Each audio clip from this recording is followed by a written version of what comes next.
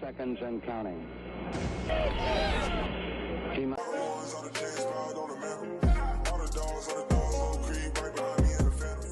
Hey, what's good, guys? It's Glut City Entertainment here, back in another video. And for today's video, I'm going to be talking about the Houston Texans. And the Houston Texans just recently wrapped up preseason, and they ended up going 3-0. They ended up winning against the New Orleans Saints, the Los Angeles Rams, and the San Francisco 49ers. And they didn't just win against the 49ers, they absolutely crushed them. They actually shutted them out. They shutted down Trey Lance and, of course, Nate Suffield, and, of course, the next quarterback to play. They just made their offense look super dysfunctional. And this defense, they look ready. They look ready to go into week 1 against the Indianapolis Colts, and they look ready to put on a performance. Against the 49ers, Derek Stingley Jr. really wasn't targeted at all. You could kind of say he did get targeted one time, but he was playing like a deep zone, so it really wasn't on him in a way. But they really didn't target him like when he was like strictly man-on-man against a guy. And whenever you don't really hear too much about a cornerback or about a guy like that, it's a good thing.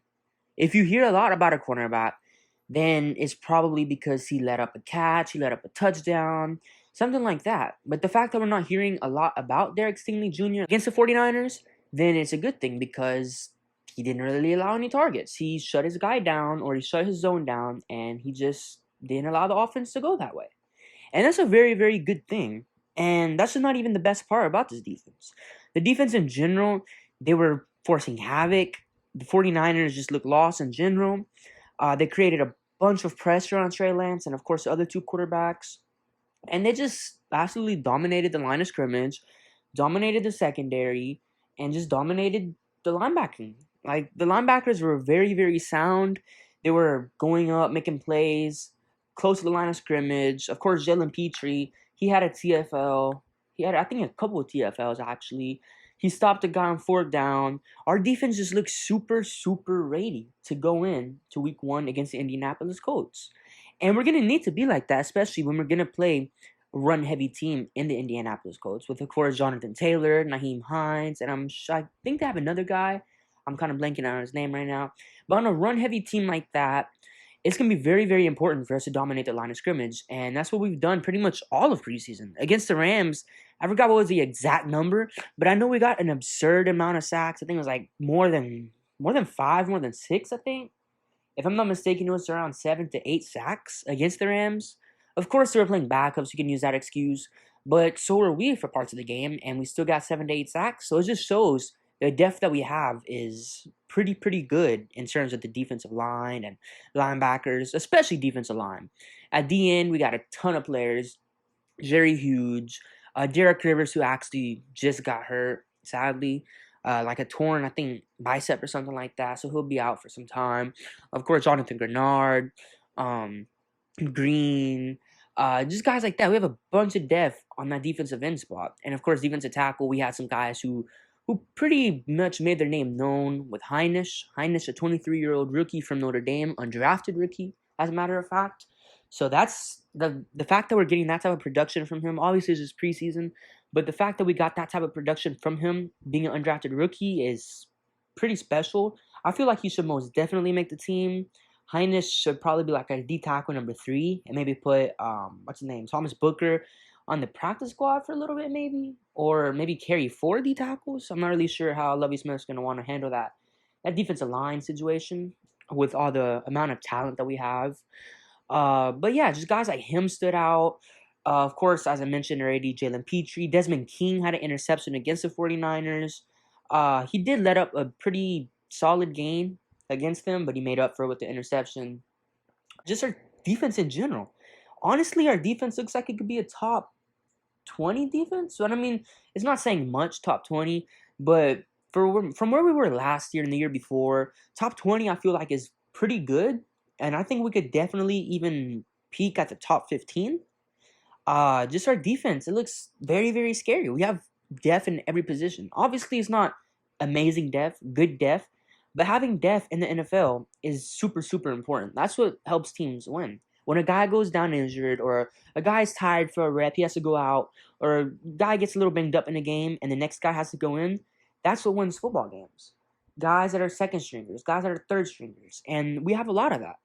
Obviously, our starters, like their level may not be the highest, but as I mentioned, we have depth behind them, so that makes up for it. And I feel like that's what it showed through preseason. Of course, winning against the Saints 17-13, our defense was pretty solid there, and then winning against Los Angeles Rams 24-20, that last minute comeback by Jeff Driscoll, that was pretty nice to see. And it just shows that we have dynamic players and dynamic weapons everywhere. Of course, Jalen Camp, he had a pretty good preseason. I mean, he didn't have too many catches, but like the catches that he did have, they were pretty important. I mean, like on a fourth down, I think against the Rams and against the Saints, I'm pretty sure he had a touchdown. The John Messi tribute. But yeah, it just shows that we have a bunch of dynamic playmakers everywhere, and that this Texans team shouldn't be held for granted. When teams are going to play us in the regular season, they shouldn't just be like, oh, wow, it's the Texans. We're probably going to wash them away. It's going to be an easy game. And that's exactly what the Chargers did last year. Obviously, they had some COVID difficulties, players out with COVID, a couple injuries, but so did we. Laramie Tunsil was out, and we had a ton of players on COVID, COVID reserve or whatever it's called. And we basically blew them out of the water. So teams, they can't be unprepared for us. They're going to need to be prepared. I feel like we're going to be a team that's not the best, but that can definitely get some sneaky wins to get some good teams. I feel like the Colts week 1, we have a great opportunity to do that against the Colts. A team that's coming in here with high expectations. Matt Ryan, a new quarterback in the room, older guy. Jonathan Taylor coming off his breakout year. I feel like their expectations are super, super high right now. And if the Texans can go in there and beat them, I feel like that'll really, really make some noise. But yeah, just overall, the Texans in preseason look amazing. And that's not even, I haven't even gotten to the best part yet. The best part in all of preseason has been Dameon Pierce. Dameon Pierce just absolutely made the running back 1 spot his after the first week. After the first week, they were like, oh yeah, we're not even going to play him the next game against the Rams. We need to save him. Save him for that third preseason game, make sure he's healthy, and get him ready for week 1. And that's pretty much what we did. Against the 49ers, he had a great game. I don't think he had a run that's less than 5 yards, except for that touchdown run. I think it's like a 1 or 2 yard touchdown run. But other than that, I don't think he had a run under 5 yards. And preseason or not, that's amazing.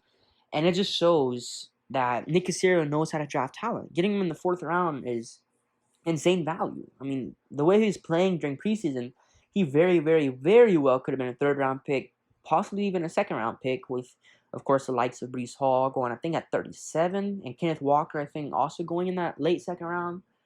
I think Dameon Pierce very well should have been within those top 3 running backs taken.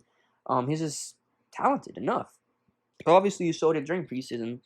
But yeah, that's pretty much the video. Let me know y'all's guys' thoughts on the Texans during this 3-game preseason. Do y'all think they look good? How many games do y'all think we can win this season? Who really stood out on the offensive side of the ball, the defensive side of the ball? How do you think Davis Mills looked? There's a lot of little pushback here and there with that situation. How he didn't really take the most shots. But I mean, again, it's preseason. He did what he needed to do. He made some throws that helped us win some games. But yeah, let me know y'all's guys' thoughts down below in the comments. And it's been Clutch City Entertainment out. Peace.